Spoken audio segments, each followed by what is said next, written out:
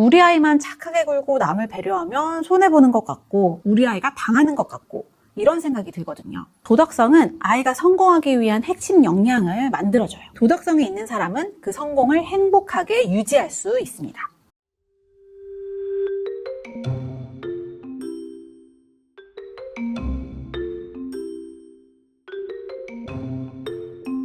안녕하세요. 발달심리학자 유하나입니다. 지난 도덕성 1부 영상에서는 도덕성이 왜 중요한지 그리고 아이의 도덕성을 소홀히 하면 어떤 문제가 생길 수 있는지에 대해서 말씀을 드렸어요. 이런 이야기를 들으면 꽤 많은 분들이 그런데 도덕적인 아이로 키우면 세상에서 아이가 손해보지 않느냐 이런 말씀들을 많이 하시는데요. 오늘은 도덕성을 잘 길러주면 어떻게 사회적인 성취와 이게 연관이 될 수 있는지를 자세하게 말씀드리겠습니다. 도덕성은 아이가 성공하기 위한 핵심 역량을 만들어줘요. 첫 번째로 의사결정 능력을 높여줍니다. 도덕을 배운다는 건 그러니까 옳고 그름을 판단하는 건 생각보다 복잡합니다. 예를 들어 볼게요. 다른 친구를 밀치면 안 된다라는 확실한 도덕 규칙도 실제 상황에서는 생각보다 복잡할 수가 있어요. A가 B를 밀쳤다고 했을 때 A가 의도적으로 했느냐 아니면 실수였느냐 아니면 아예 장난이었냐 두 친구의 원래 관계는 어떠했냐 얼마나 세게 밀쳤느냐 등 모든 상황을 고려해야 그 행동이 옳은지 아닌지에서부터 얼마나 나쁜지까지가 결정이 되거든요. 대체로 옳지 않은 행동이겠지만 이전에 B가 장난으로 심하게 밀어서 A가 그만하라고 B보다 가볍게 민 거였다면 정당하다거나 옳다고 생각할 수도 있겠죠. 매 순간 이런 판단을 내리려면 사고를 깊게 해야 됩니다. 제가 여기에서는 간단한 예시를 들려드렸지만 아이가 자라면서 마주할 수많은 도덕 문제들은 갈수록 더 복잡하고 어려워져서 고려해야 될 것들이 참 많아져요. 그래서 아이가 도덕성이 발달한다는 건 이런 판단을 점점 더 잘한다는 얘기거든요. 상황을 분석하고 의도를 파악하고 맥락을 읽어야 되죠. 이 과정에서 사고력이 깊어지고 판단력도 자랍니다. 둘째로 공감과 협동 능력이 발달합니다. 도덕성은 결국 타인을 배려하는 게 핵심이잖아요. 이게 곧 사회성이에요. 친구 관계, 팀워크, 연애, 결혼, 직장생활 모두가 이 능력에 달려 있습니다. 현대사회에서 자기 혼자서만 할 수 있는 일은 몇 개 없잖아요. 저도 대학생들을 가르치면서 느끼는 점 중에 하나인데 학생들의 협업 능력이 점점 떨어져가는 추세예요. 그렇기 때문에 협업을 잘하는 아이는 능력을 더 크게 발휘할 가능성이 높아집니다. 실제로 책임감과 자기 조절력을 기를 수가 있습니다. 도덕적인 사람은 자기 행동을 돌아보고 잘못했으면 반성하고 고치잖아요.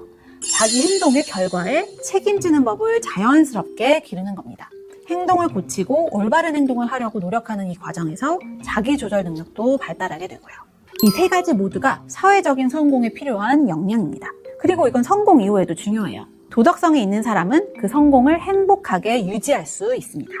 이건 사족인데 도덕성을 잘 갖춘 아이들은 부모가 늙어서까지 부모와 좋은 관계를 유지할 수 있어요. 부모님들이 아이를 다 키우면 결국 효도를 바랄 수밖에 없거든요.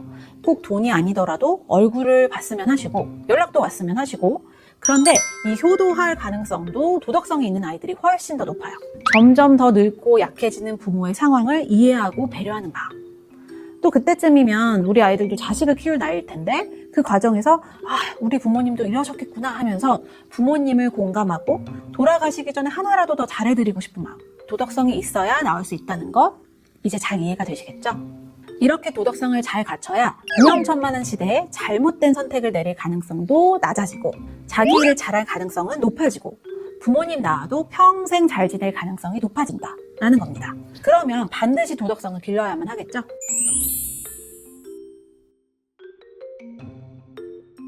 이제 도덕성을 기르기 위해서 부모 입장에서 뭘 해야 될지 말씀을 드릴게요. 첫 번째로 양육의 우선순위부터 점검하세요. 부모인 내가 실제로 공부가 제일 중요한 가치라고 생각하는 건 아닌지 도덕적인 기준이 뭔지 가르치는 걸 소홀히 하지는 않았는지 도덕보다 성적을 우선하는 메시지를 나도 모르게 주고 있는 건 아닌지 한번 돌아보셔야 돼요. 생각보다 부모님이 의도하지 않았어도 아이에게 잘못된 도덕 메시지를 줄 때가 있습니다.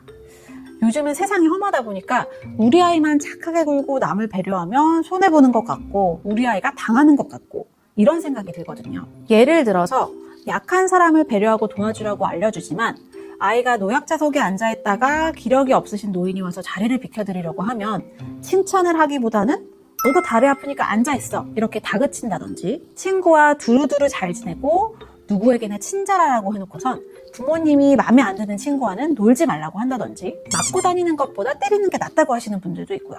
아니면 아이가 잘못했는데 시험이 다음 주라서 너무 혼내면 성적에 지장이 갈까봐 그냥 넘어가시는 분들도 있어요. 생각보다 정말 많습니다. 요새 부모님들 자식들 웬만하면 안 혼내시는 분들도 꽤 많은데 유일하게 공부 안 할 때랑 성적 안 좋을 때만 화를 내세요.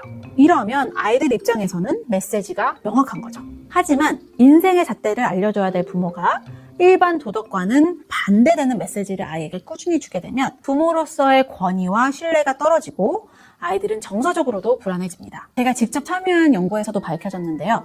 부모님이 비도덕적인 메시지를 아이에게 주면 아이들은 생각보다 이걸 잘 알아차려요.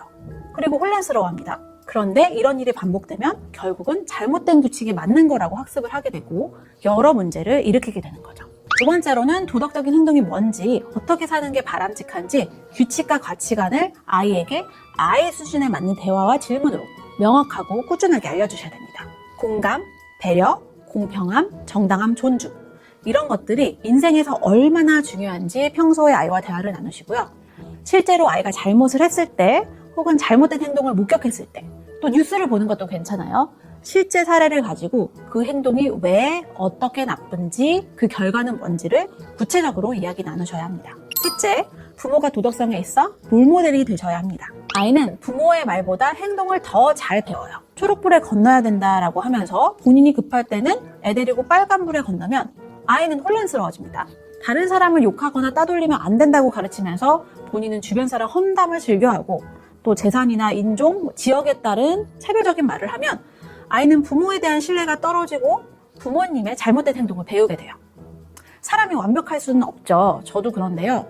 그래도 아이 앞에서는 최소한의 긴장은 하셔야 되고 만약 아이 앞에서 잘못을 했을 때는 아이에게 사과를 하고 왜 그런 행동을 했는지 설명하는 것도 좋은 롤모델이 되는 방법입니다. 넷째로 아이가 생활 속에서 도덕성을 실천할 기회를 주세요.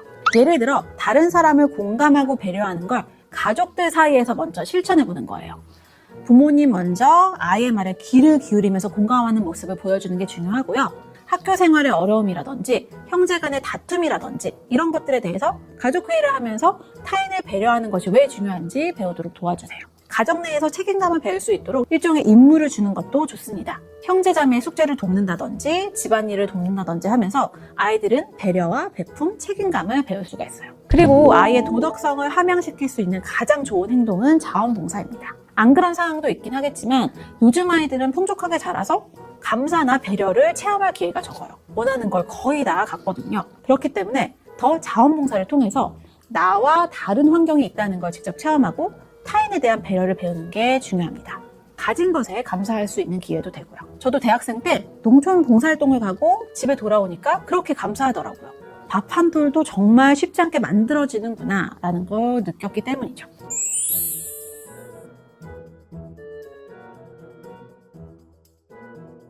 지금까지 도덕성이 왜 양육에 있어서 최우선순위가 되어야 하는가, 그리고 도덕성을 무시한 결과가 우리 아이와 사회에 어떤 영향을 미치는지, 어떻게 우리 아이의 도덕성을 길러줄 수 있는지 이야기 나눠봤습니다.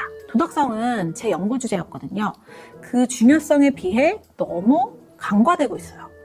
아이의 장기적인 노년까지의 성공을 바라봤을 때 공부시키는 것보다 더 중요한 게 도덕성을 키우는 일인데도 말이죠.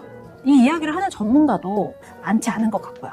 그런데 기억하셔야 될 건 도덕성은 아이의 인생 전체를 지탱하는 정신적인 근육이에요.